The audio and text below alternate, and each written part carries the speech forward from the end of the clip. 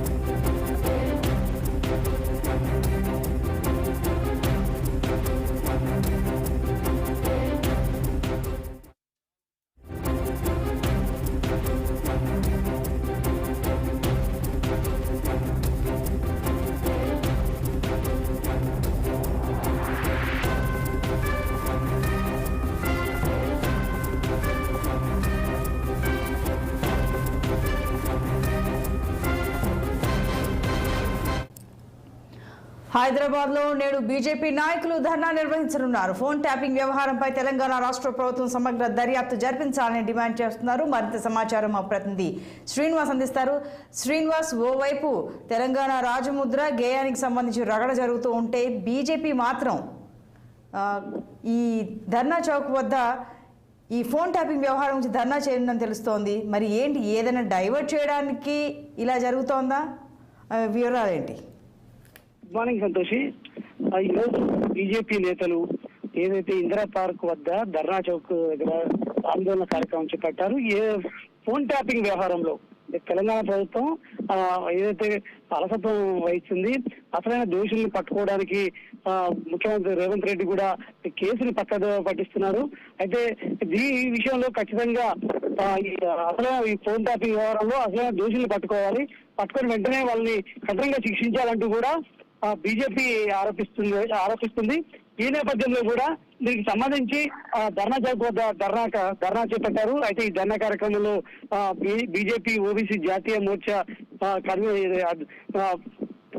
అధ్యక్షులు లక్ష్మణ్ తో పాటు ఇటు బీజేపీకి సంబంధించిన ఎమ్మెల్యేలు, ఎమ్మెల్సీలు పాల్గొంటున్నారు. అయితే ఉదయం 11 గంటలకి ఈ ధర్నా చౌక్ ఈ ధర్నా కార్యక్రమం అయితే బీజేపీ నేతలు చేపడుతున్నారని చెప్పొచ్చు.